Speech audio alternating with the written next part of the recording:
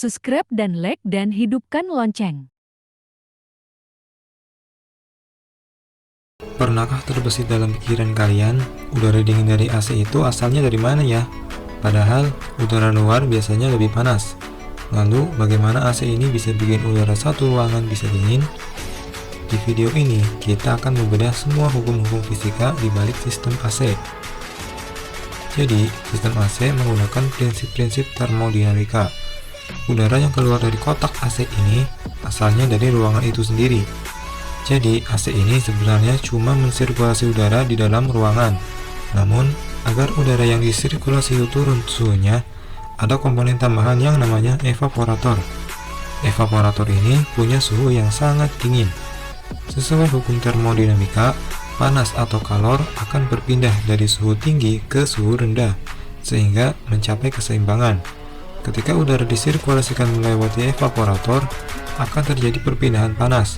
Karena suhu udaranya lebih tinggi, maka kalor-kalor dari udara ini akan pindah ke evaporator. Karena udara kehilangan banyak kalor, maka suhu udara tersebut akan mengalami penurunan, sehingga udara yang telah melewati evaporator suhunya jadi jauh lebih dingin. Nah, dari situlah udara dingin AC berasal. Tapi, proses ini hanya berlangsung sementara. Seperti yang saya katakan tadi, perpindahan kalor ini merupakan proses alami untuk mencapai keseimbangan. Suhu udara memang jadi dingin, tapi evaporatornya suhunya jadi naik karena menerima kalor.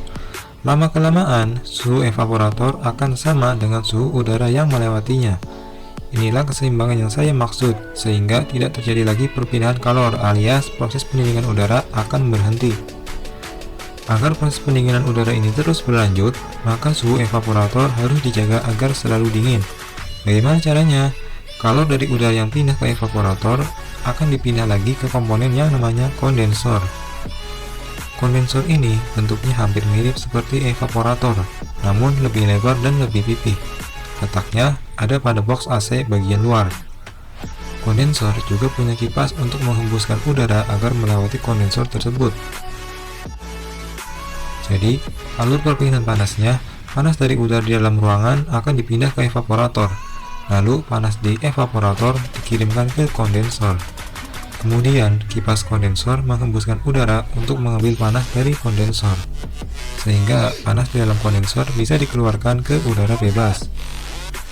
Sirkulasi kalornya memang sesimpel itu.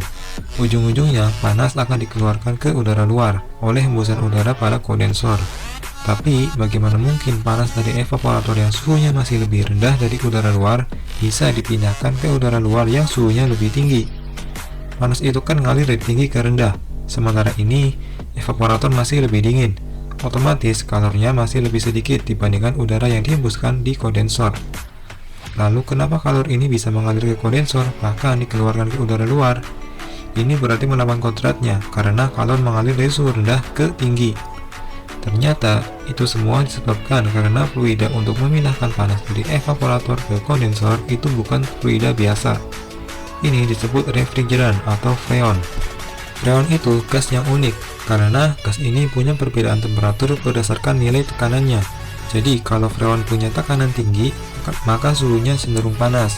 Namun, ketika tekanannya rendah, suhu freon bisa sedingin batu es.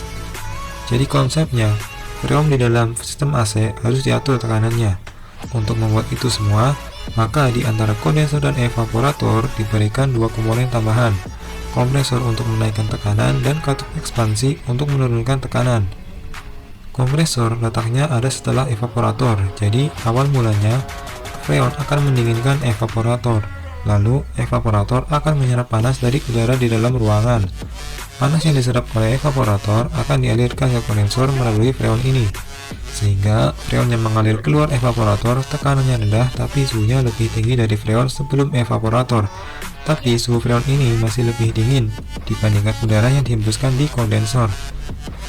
Supaya suhu freon bisa lebih tinggi dengan presentase kalor tetap, tekanan freon akan dinaikkan oleh kompresor.